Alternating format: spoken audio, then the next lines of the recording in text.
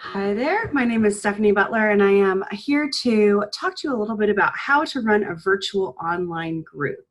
So just a little bit about myself. I taught online for a little over a decade. I was in higher ed, the online portion, for about 5 years before that. And now I'm a marriage and family therapist intern here in Phoenix, Arizona, where I live with my husband and 4 kids. I've been running Mending the Soul groups for about a decade, maybe a little bit more.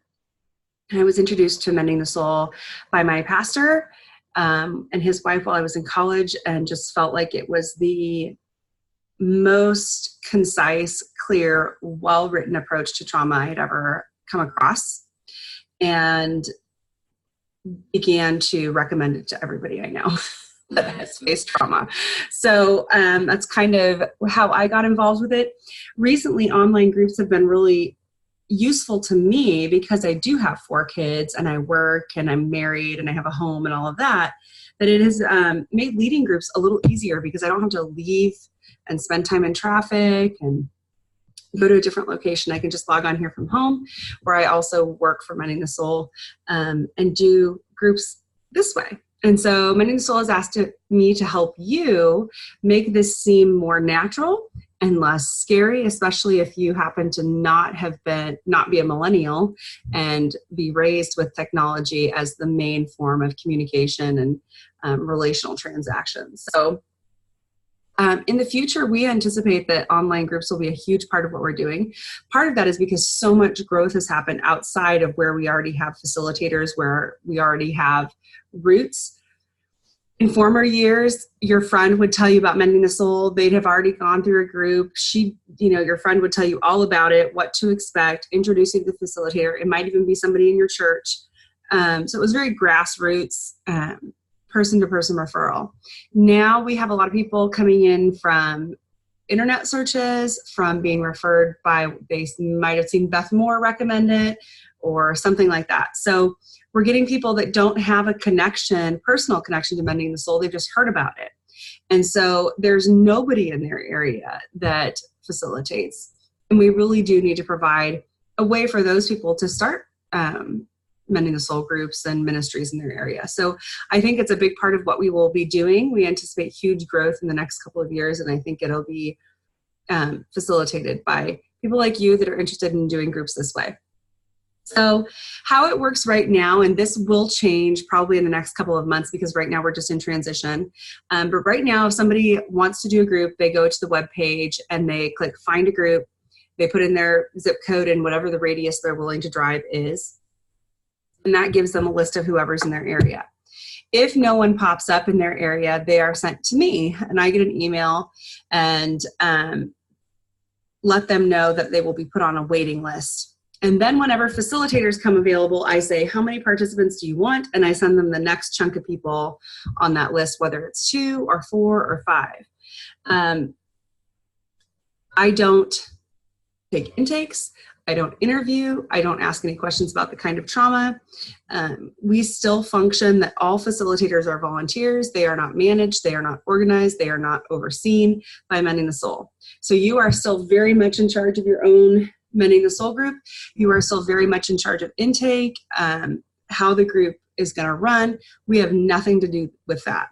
The only thing we do is kind of transmit these referrals or these interested prospective participants to you by way of saying this is the order that they came, and that's the order that we send them out in terms of their first in, first out on the website. We recommend that you use Zoom as opposed to some other online platforms like, let's say, Skype or Facebook Messenger or FaceTime. There's a couple of reasons for that. There's a lot of features in Zoom that allow you to protect confidentiality, as well as record, have a waiting room, chat feature, things like that.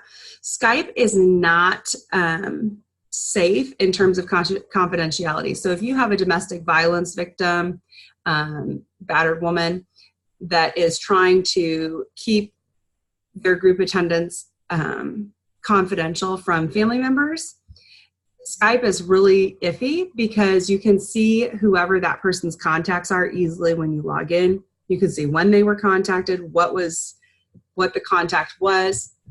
It also opens you up for a lot of friend requests from people you don't know and things like that, more like a Facebook than just a communication platform.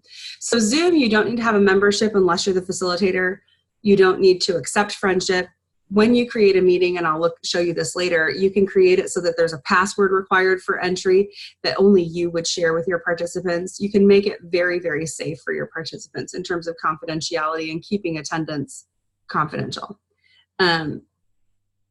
Also, there are not as many glitches in terms of video transmission and things. As long as the person has good Wi-Fi, it should work and you shouldn't have any problems with it dropping calls or anything like that. What you should do, if you choose to do this and you want to be an online facilitator, you will tell me when you're ready to run a group, and I'll send you the names of the people that are next in line along with their emails. And we recommend that you conduct an interview with them here in Zoom. And what that'll do is it'll help you tell how technologically savvy they are, if there's going to need to be any help in that area, like just a walkthrough of like, this is what you need to do, make sure you have headphones, make sure you're logged in, et cetera, et cetera. If they're on a Mac, there might be echoing unless they're wearing headphones. That's especially true for an iPad, typically, I found. So you'll be able to catch things like that in the interview. You'll also be able to say, hey, we can't see your face. It's too dark where you are. Could you sit in front of the light or something like that? Also, because so many of these participants are coming without a lot of knowledge as to what Mending the Soul exactly is, how it works, you could use that opportunity to go over that with them.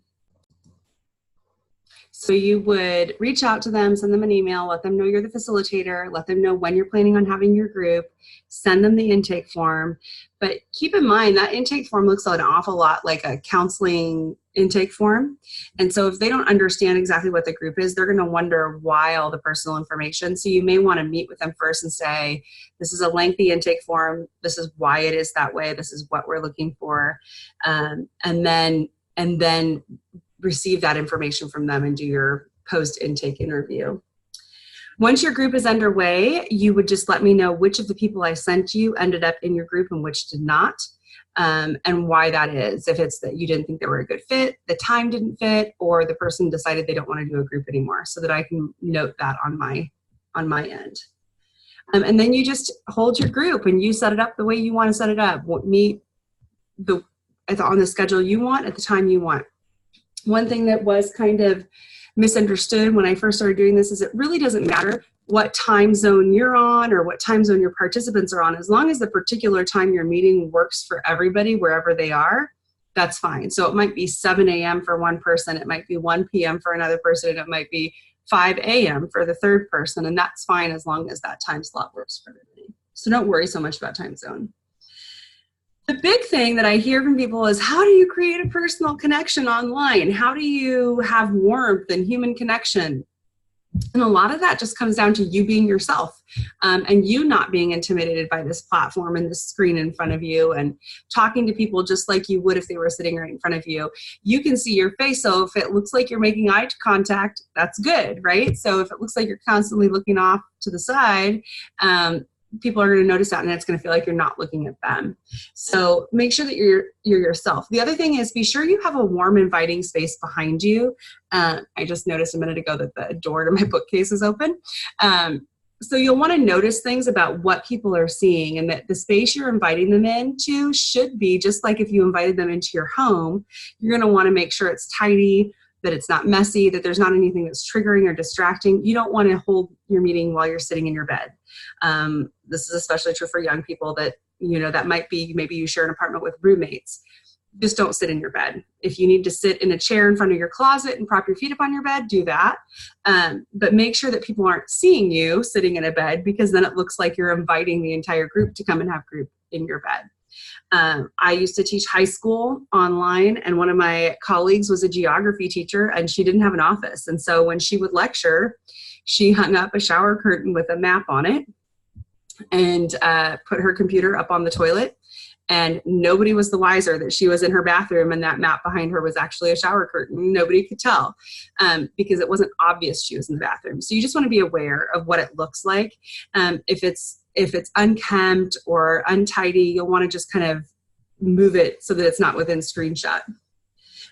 You want to make sure that you are regulated. So when we talk about regulation, we're mostly talking about anxiety, hyperarousal, hypoarousal.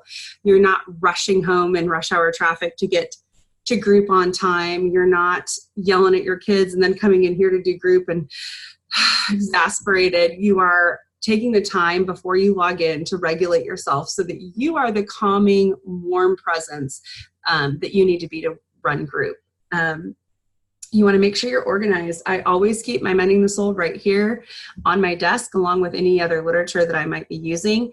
I try not to take it anywhere else. I am a therapist, so sometimes I do take a book just to work to read to a client. But most of the time it's right here. Even when I'm not running a group, I just keep it there. And that way I don't ever have to go, oh, I forgot my book. And it sets a good example for your participants that they would also always have their stuff right where they need it. You want to be free from distractions. So like right now I have 2 kids at home. One is napping and the other one is watching a cartoon. So ideally, if that's your situation, you want to have someone watching kids because you don't want them popping in at a difficult time when somebody's trying to share something really important and you have to pause it to take care of that. You don't want dogs barking in the background or loud music or anything like that. You want to make sure that there's no distractions because any kind of distraction like that could arrest someone's emotional process in group. I think being open and willing to connect just like you would in person. So being interested in people, being willing to be vulnerable and be yourself is really important. I think if you happen to be a really happy, bubbly person, making sure that you act that way behind the screen. If you tend to be more shy and quiet, that's okay too. But making sure that there's an element of warmth there that makes people want to connect with you. I think it's also safe to say that most people have FaceTimed their grandkids, Facebook messaged somebody at some point. Most of us have had conversations through a video screen. And so this isn't as foreign as it once was. And I think the 2 hours in a group like this every week, you are bound to make connections. So just being willing to be vulnerable enough to let that happen. So from a nuts and bolts standpoint, how do you manage group in this way? So a firm routine, even in person, is really important. I log in 15 minutes prior to start time, and this makes sure that if my computer says updating your preferences now, which takes forever, that I have time to get a different device out and log in before group starts so that I'm not late. Between the 15 minutes that I log in and the top of the hour when group starts, I am making sure I'm looking through my workbook and making sure that I have everything I need and that I'm ready to go, that I'm regulated. But I create a waiting room in a Zoom room so that when people log in, they are not just in this room with me and there's not a bunch of small talk and crosstalk. And then about 2 minutes before group starts, I will let them in. And that's when I say, how was your week? How did the homework go? How are you doing? How are the kids? How was your son's graduation? But I try to facilitate a lot of that small talk so that it doesn't get out of hand and then I have trouble stopping it to start group. So then I'll just say, once everybody's in and it's time to start, I say, all right, let's go ahead and read our group guidelines. And then we pray and do what we need to do. I also add some guidelines that I go over with the participants in their initial meeting with me. One is that they would be dressed in clothing that they'd be comfortable meeting other people in person with. So I realize some people go to Walmart in their pajamas. We're not going to come to group in our pajamas. So it's important that we behave as if we are in person, that we are dressed properly, that we are prepared to be in a meeting for 2 hours. And that we have gone to the bathroom, that we've eaten our dinner, that we have a drink if we need it, so that there's not a lot of up and down. So I always say, avoid eating. If you need some nuts or something and you can snack on that discreetly, that's fine. But nobody wants to watch another person eat a Whataburger on screen like this. That's not appealing. It's very distracting. So just be sure that you've eaten and you're ready to sit in a meeting, like I said. You want to make sure they know to have all their books and items with them, that the kids, the TV, the dogs are all taken care of. And also that if they do have to get up for some reason, that they turn their camera off, because stuff can happen in the background when they're not there to control it that will be distracting. So if they can turn their camera and their mic off before they leave the meeting, that's what they need to do. So I go through the textbook for an hour, and then I say we're going to take a 10-minute break, and I go and refill my iced tea, and I come back, and that gives everybody an opportunity to go to the bathroom, refill their drink if they need to, get a snack if they need to, and then come back and get started on the workbook portion of the evening. So a big thing here is a lot of times we rely on full body language in order to see, is somebody feeling stress, is somebody feeling anxiety, what's happening as that person is processing over there. So I want to talk about what you can see in this space. So if I start shaking my leg, you can see that, you can kind of hear it in my voice. So you can see body language. You can also tell if somebody is sitting like this, looking at their book. A lot of times people that have a lot of anxiety will, air conditioning to shut my door, will completely like have their screen up like this, and you won't really be able to see their whole face. That may be that you need to just ask them to move their screen. It may be a number of different things, but it's important to notice, like, why can't we see their whole face? They should be noticing that their whole face is not showing. So you can just say, hey, we can't see you. Can you fix your screen? But here in this small area is where actually a lot of our emotion takes place. So our micro expressions are something that are completely controlled by our autonomic nervous system. We don't have control over them. So something like a downturned lip or a lip quiver when you're about to cry is actually a direct response to emotion. It happens before you know you're feeling the feeling. I have one client who looks like she's crying before she knows she's sad. And so I'll often say to her, like, I can see that it looks like you're about to cry. And she is not aware, does not have any bodily sensation that she's actually sad. So I say all of that to say, we actually have everything we need right here to be able to help inform what's happening with our participants and what they're going through. You want to pay attention to lines in the face. If I just smile, you can't see these wrinkles that started to form here. But if I am authentically smiling, I will have smile lines in the corners of my eyes because I can't control those muscles with my cognitive brain. They're completely autonomic. Other things that you might watch for is this is an automatic motion that many people feel when they're trying to regulate. So if they are hearing a story that is emotionally triggering for them, they might do this. There's a nerve that runs right here.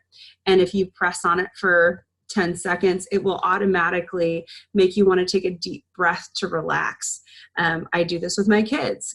Mustache game, when they might be getting a little overexcited about something. Somebody with shame will often cover their face with their hand like this. So as they're telling their story, they might cover their face up. That's a good sign that something is emotional for them. And you might even say, I can see that that's bringing up a lot of shame for you, or something like that. Or, maybe just trigger you to ask, what's happening for you right now? I noticed you covered up your face when you were telling that story, and I'm wondering if maybe or you're feeling a lot of shame about that, or something like that. Signs of dissociation or dysregulation, they're not looking at the screen, they're completely distracted, they're looking off into the distance. They might be tapping their pen, they might be clicking their pen, they might be tapping some of the pressure points in their head.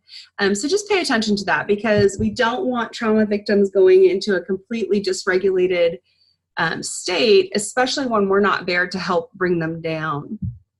And I do sometimes in group, when I notice that there's a lot of anxiety present, a lot of hyperarousal taking place, is I'll just do a mindfulness exercise where we all breathe together, in and out, really lengthy breaths, in through the nose, out through the mouth, taking the time to decrease the heart rate and re-engage the five senses. So you can walk your group through, what are you seeing? What are you noticing about the room that you're in? Do you feel safe? Why do you feel safe? What says safe about the room? Is it an item? Is it a color? Is it a person? Is it its location? What do you smell? What do you hear? What do you taste? What do you feel? Physically feel, tactile. So deep breathing and re-engaging the 5 senses will help decrease anxiety quite a bit in groups if you notice that things have gotten kind of charged. So just pay attention to the facial cues. When people are sharing, try to watch not just the person sharing, but the other people as well. Scan the room and see, how is Joe reacting to Mike's story? How is Susan reacting to Shelley's story? And keep that in mind, especially when they start to pick up and talk afterwards and give feedback. So in any group, there's always a chance you have someone that's disruptive. And I actually think it's a lot easier to handle that in this space than it is in face-to-face, because you have a mute button in here and you have the ability to move somebody to the waiting room or move somebody out of the room. The first thing is that you want to make sure that you have established the guidelines really firmly by having a really structured routine of reading those each week and talking about what they mean. If you have somebody that's constantly jumping into helper mode, you might or fixer mode, like every time somebody shares and is super emotional, they want to say, well, I love you and I know you're going to be happy again someday, or God will fix that, or you've got this, or something like that, to kind of stop the emotion and make the person feel better. So you could say to somebody like that, hey, I know it's really hard to sit with this, but we need to allow those emotions to take place. And this kind of falls under that guideline of not being a fixer or advising. So when you feel uncomfortable with somebody else's process, that's about you. And so what's happening for you as you watch her feel that? And then you can just turn it back on them and focus on them. So really just going back to the guidelines to help redirect the behavior. If it becomes chronic, you would want to have a conversation with that person outside of group and just say, hey, this comes up a lot. Where are you at? What's going on? If it's something more hurtful or dangerous in terms of like maybe spiritually abusive behavior, you could mute someone, and I'll show you in a moment how to do that. But you could mute that person and then just say, hey, I stopped you. And it seems like maybe we were going into a place that could be hurtful. And so I'd like you just to stay after. If that person reacts negatively and it becomes very disruptive, you can remove them from the room. And if you have set up your preferences correctly, they will not be able to re-enter the room without you admitting them, which is really helpful. And then you could just send a text and say, hey, I'm really sorry I had to do that. Let's chat when group's over about what's happening, because I want the group to be safe for you and I want it to be safe for everybody else. I initiate something that is not a traditional mending the soul practice, but I do it in my group therapy, in my practice as a therapist, and it really does help. And that's called gatekeeping, where everybody is their own gatekeeper. So after somebody has shared an exercise, you say something like, are you open to feedback from people in the room? And that person will say yes or no. And that gives them the ability to have permission about who gets to speak into their situation and their story. Each person after that should ask, are you still open to feedback? Are you still open? And this is especially useful when something is very emotional and maybe somebody has expended all of their capacity in the telling of the story and they really don't have space for hearing anything yet. And that's okay. So I just call that gatekeeping. Everybody's their own gatekeeper. And you just say, are you open to feedback? And let them be the in charge of that for themselves. I also say, don't be afraid to interrupt somebody just by muting them and say, I'm really sorry to interrupt you. Where are we going with this? Are we going, especially if they have often moved into a place that broke the group guidelines. If you're concerned about how you're being perceived, we don't manage you guys. We don't oversee you. Once you're certified, you're kind of in charge of yourself, unless you're with a church, and then whoever runs the ministry at your church is in charge of you. But if you're really concerned about it, sessions can be recorded. So I use that feature, and then I delete them at the end of the meeting if nothing came up. Also, if you have to meet with a participant one-on-one because you don't have a co-facilitator, I would record that meeting just for yourself and your own peace of mind. So I will jump into how to schedule in Zoom. So Zoom does require a membership. It's about $14 a month. If you don't have a membership, what happens is you can only meet for 45 minutes without the meeting stopping.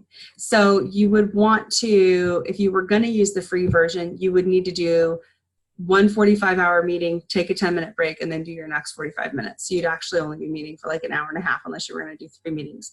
I feel like that could become disruptive. My husband and I, my Zoom membership is part of my ministry cost, and so we consider it part of the money that we tithe. It's our donation to what I do to help people that are wounded. So you're going to go into your account, you're going to go to meetings, you're going to schedule a new meeting. You're going to put online men's mending the soul group or women's mending the soul group, a description, put in the date and time, 2 hours, and then your time zone. So whatever time zone the person receiving the invite is in is the time zone it will populate for them. You'll do recurring meeting weekly for every week. And then you can put in the end date or after however many weeks. You want to require that they register, and they can register once and attend any. You want video on for both host and participant. You want the ability to call in audio or do community audio. And here's where that password is. So if you put the password here, and you can change it to private meeting or whatever, something that's easy to remember. But here's where you want to put that, especially if you have a participant that might be in a not safe situation in terms of somebody wanting to know what they're doing or etc. if it just makes them feel safer. You do want them to be able to join before you, otherwise they'll be logging in over and over again until you're actually in. You want to mute them when they enter. Not everybody's ready to be recorded right when a meeting starts. And then this is that waiting room I told you about. So if this is enabled, when you log in, it'll look like just you. And then over on the right, there will be a waiting room where you can see the other participants and admit them. And then here's the record meeting automatically. And if you have an alternative host like a co-facilitator, you could put them in here.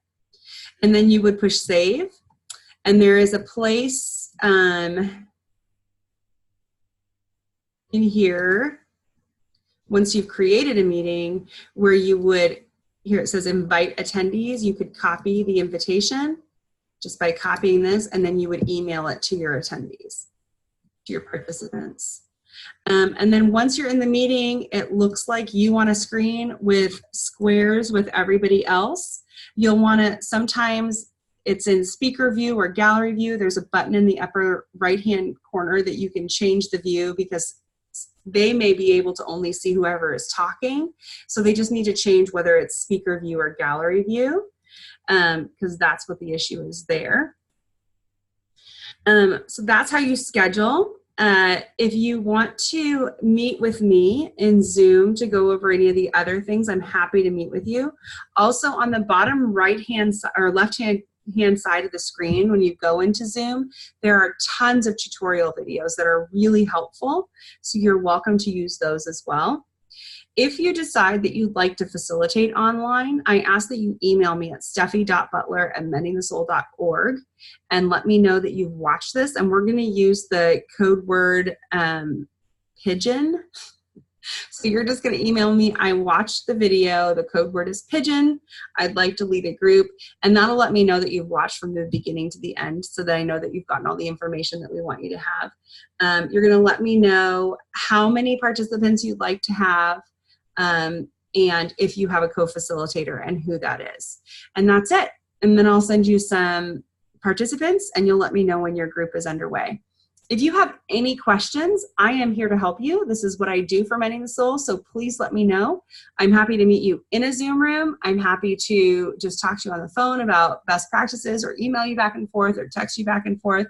But I really do believe that we can have a huge impact on our communities by doing groups virtually. So I hope that you take the opportunity to do at least one, if not one a year would be really helpful. So I hope to talk to you soon, and I hope to see your groups getting underway. Thanks.